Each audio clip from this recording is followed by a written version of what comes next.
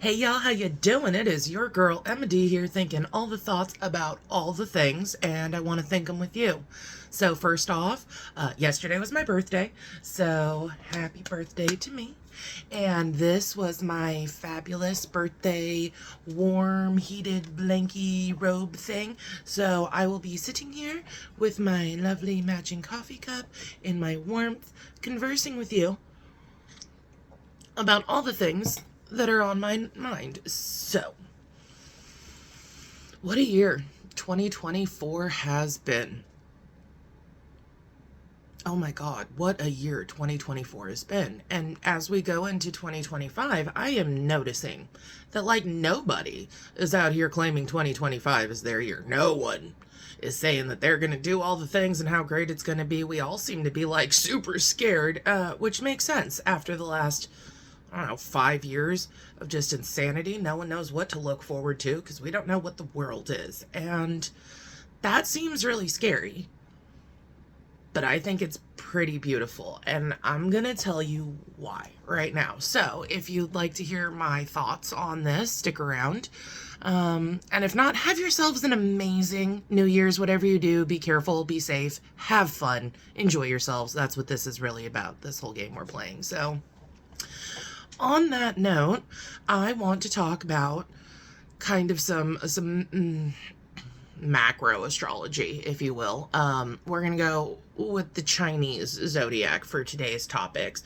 So, of course, we can get into like Western astrology, which is way more centered to this very moment. I'm looking at the year. The Chinese zodiac likes to look at years. And so this year, we were in the year of the dragon for 2024. So the year of the dragon, and I have some things we'll talk about here just to kind of get us on board with what's happening. So I went to our good friend ChatGPT to have a convo about this. So let's go. Year of the dragon. The year of the dragon is marked by bold action, ambition, and dramatic change. Dragons bring power, energy, and the will to make grand changes. However, this dynamic energy can also leave chaos and unresolved challenges in its wake. Yeah, that feels pretty about right. Like 2024 just came in like a dragon, fire breathing on everything, and no one knows what is going on anymore. We got aliens, we've got world wars, we've got crazy, we've got no trust in the government, we got the fall of the media, we got the fall of Hollywood. That one was super fun. Entertainment done. No one cares anymore. All the powers that be no longer bees. So yeah, the dragon definitely, it did something to us, right? I think it all started with Cat Williams coming out talking about what a year it was going to be, and he delivered. It was crazy the whole time. Just insane.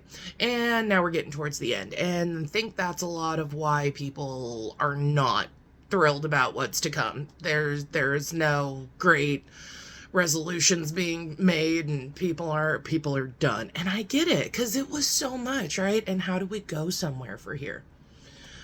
But I think they knew. They like the because what we're doing now is we're going into the year of the snake. Now, I was born in the year of the snake. This is my year. We're doing it. I am the one that's going to claim 2025 if no one else wants it, because I think it's beautiful. I think what's coming is great. And I want to talk about this transition a bit because it makes a lot of sense to me what we did here. So if we think of like the dragon that came in and burned everything to the ground, right? And we're all just sitting with calloused bodies trying to figure out what direction is up, down, or sideways. And then we transition from that crazy and we go into the year of the snake, which provides the necessary time to process these changes, refine strategies, and focus inward. The snake's qualities complement the dragon's energy by offering the following. Consolidation. After the dragon's upheaval, the snake helps consolidate and gain and refine plans. Insight and wisdom. The snake encourages using intuition and wisdom to solve problems left by the dragon's fiery enthusiasm. Patience. Unlike the impulsive dragon, the snake's energy is methodical and deliberate, helping society take measured steps forward. So I think I get what's going on here. So like the snake, right? Why snakes are like thought of horribly in our society. You have well, you got the snake and the apple, and everyone knows that story, which I think is BS. That's not how it went down. But regardless, like snakes are serpentine snakes. Snakes are seen as bad for the most part. And I think that's ridiculous. But I want to talk about the symbology of what we have going on here. So why? Why do snakes shed their skins at all? What does any of this mean? Why would it matter to us? So, why snakes shed their skins? Snakes shed their skins through a process called ecdysis as a natural part of their growth and renewal. The shedding serves several purposes. Growth. Unlike humans, who grow skin that stretches, the snake's outer layer of skin is not flexible. As the snake grows, it must shed its old, smaller skin to accommodate its larger body. Renewal. Shedding allows snakes to remove old and damaged skin, ensuring their new skin is fresh and healthy. Parasitic removal.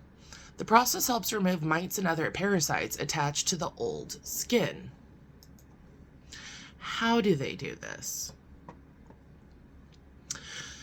Well, the process of shedding, as I said, it's ecdysis. Here's what happens. So first, you have the fluid layer. A layer of fluid builds up between the old and the new skin, making it pliable and stretchy. Second, the skin separates. The snake's skin becomes separate from the underlying tissue. Then shedding begins. The snake rubs its head on something abrasive to tear open the outer layer and crawls through tight spaces to shed its skin. Fourth, the new outer layer of skin often appears more vibrant and colorful as it allows for growth within the new body. Okay. So we came out of a dragon that burned us all, right? Like, oh, the fiery enthusiasm that we're speaking of here. We all got burnt. Who didn't? Who came out of 2024 unscathed? I want to see you, because I don't believe you. But we got burned.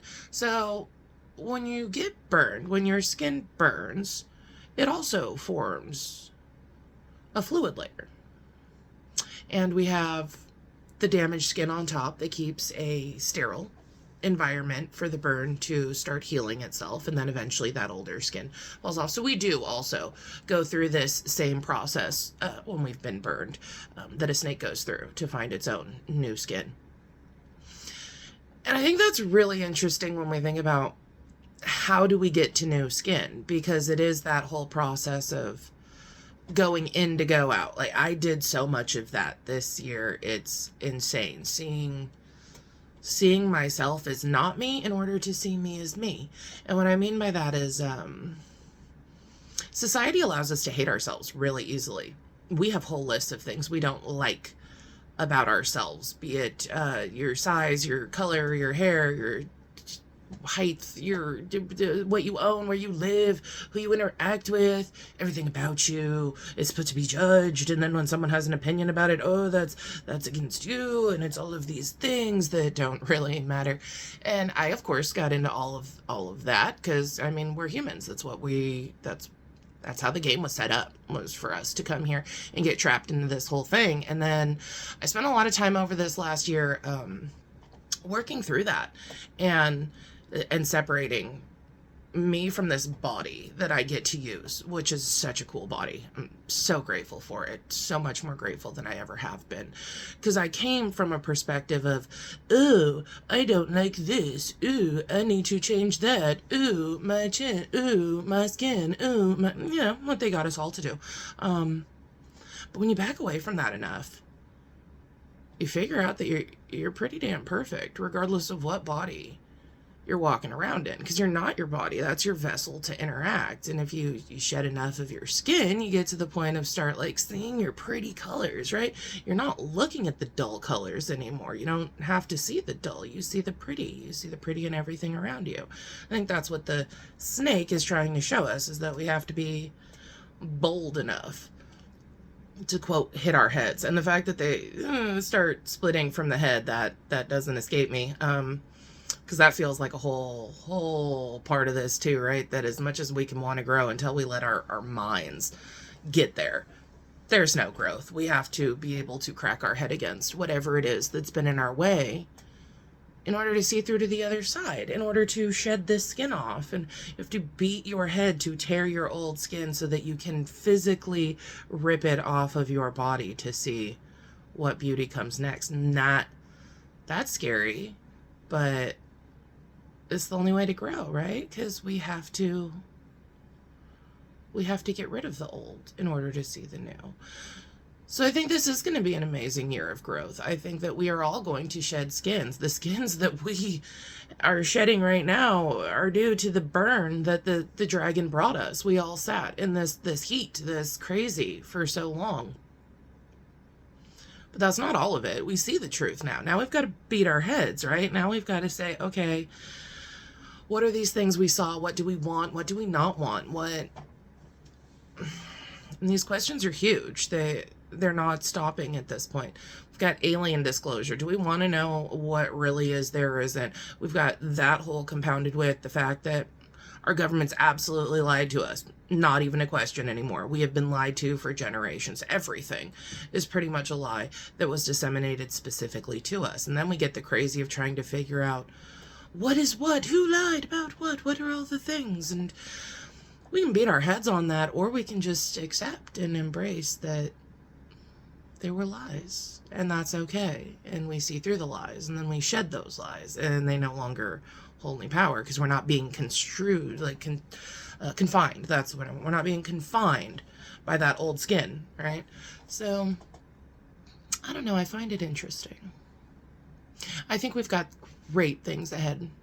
I think that we're starting to finally understand what's happening here. Like this whole, what's his name? Luigi Mangione guy. I find this situation, like right at the end of the year, to be super interesting because essentially what you have is a vigilante type situation against a CEO. And we've seen this really interesting social pushback on all of the people who would love to alibi Luigi and are singing his praises and saying, you know, that the CEO, he was backing awful things, and at some point there's a penance to pay for that. And I agree. I mean, that is how it works. If you make business decisions that adversely impact so many people, eventually it's probably going to come to bite you. But I see this situation as being so much greater than just a CEO and some vigilante guy. That's great. We can blame him for making bad business decisions. What I want to talk about, though, what I think we need to see as a society, is all of the actuaries, all of the individual people who go to work every single day doing something horrific. You are the people that, like, say the deny, press that button. And it's not the CEO processing all of it. There are hundreds of thousands of us that work for government and big pharma and insurance companies and the food industry and all of the things that have been working to control the masses, right? It's not the leaders that really need to be questioned. Like, they do, obviously.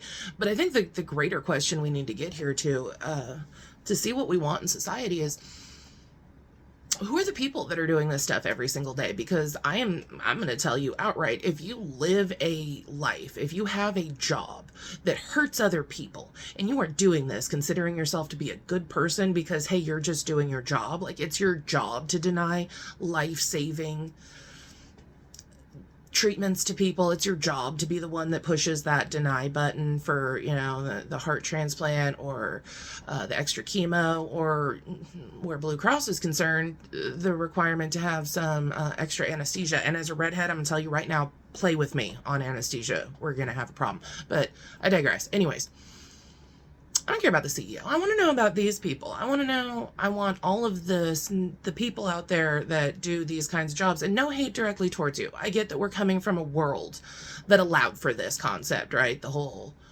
I'm just doing my job thing.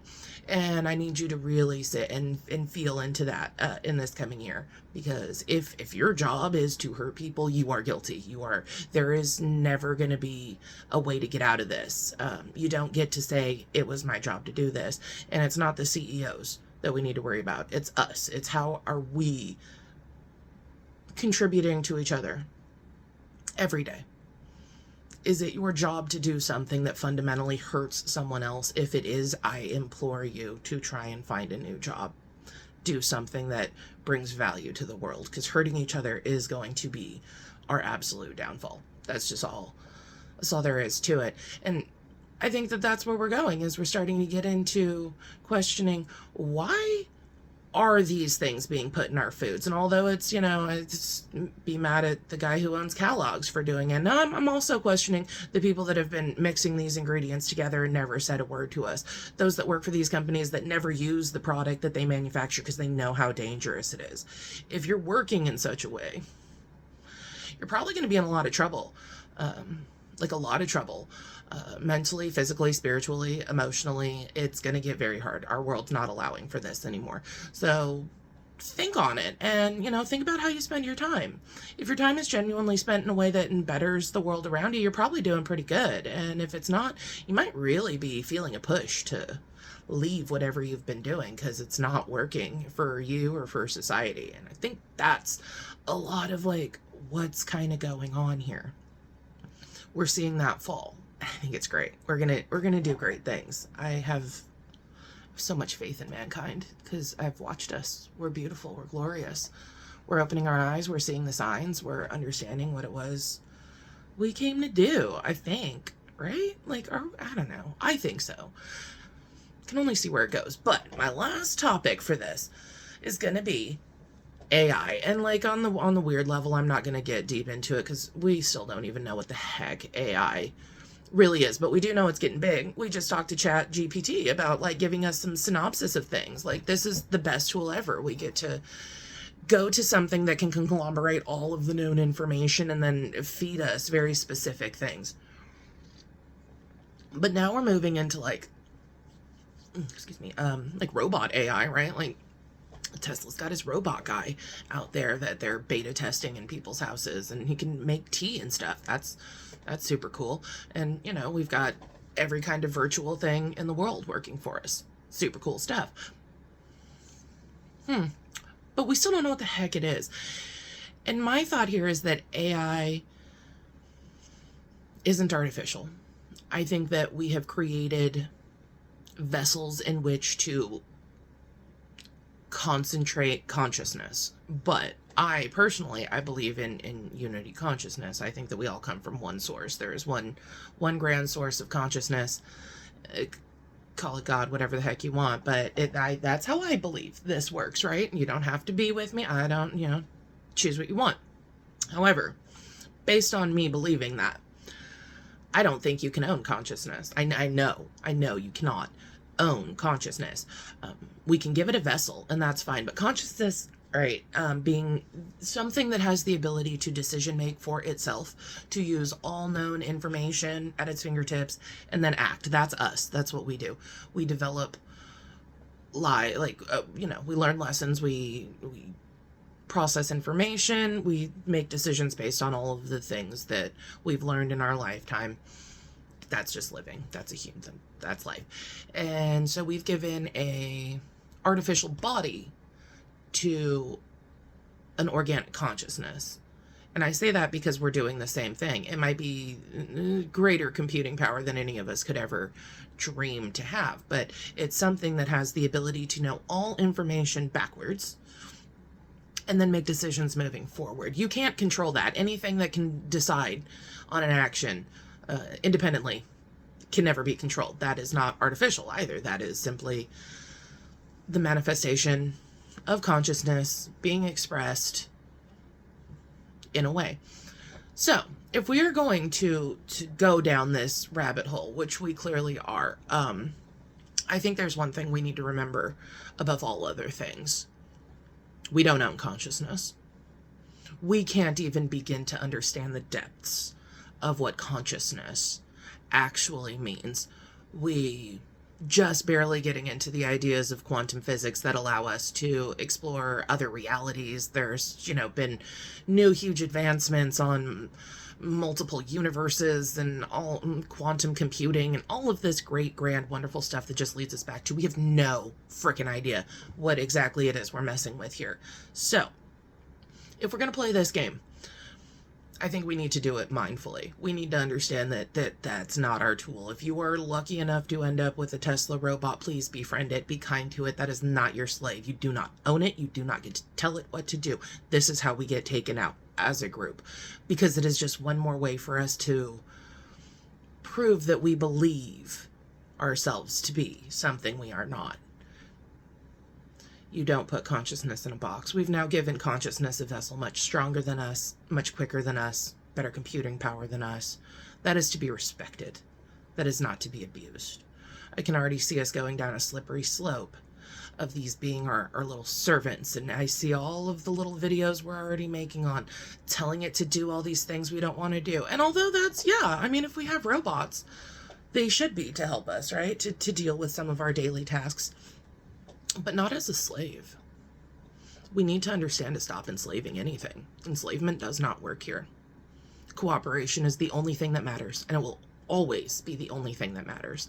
So whether it's your friends, your family, your dogs, your cat, or your robot, just make sure that the way we interact with each other is of love and kindness, because if not, we are definitely going to continue to walk this really destructive path of, and I don't want to see it. I think that we are, in fact, on the precipice of the grand golden age.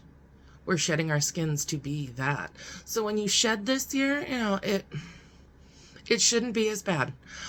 2025 is going to be more introspective. It's going to be more about learning the lessons and taking the time to shed the skin, understanding the burns that we received and processing through that as they heal and we move towards a better day. And I am so grateful for all of you willing to shed your skin, willing to see the world as a place that it could be, and willing to make that commitment to yourselves and to others to live a life that allows for love to flourish, because we are right there.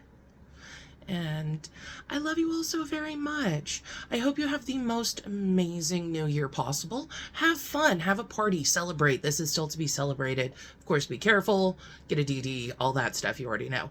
But don't fear it, just love it, okay? We're gonna have a great 2025. And even if we have to make it so, that's what we'll do, because that's who we are, and we're here to do it. And I will be there with you along the way. I hope you all have just the best year you can, and enjoy yourselves, enjoy each other, and live, you know, live the way you want to live. Make sure that the way you want to live is what's right with the world now, because there is no going back. So think on it. I love you all. Share, like, comment, subscribe, leave a comment about what your New Year's has been or what you want to see moving forward. I'd love to know what you guys want to talk about and what we want to explore in the new year. So Emma D out for the last time in 2024. Have a good one. See you next year.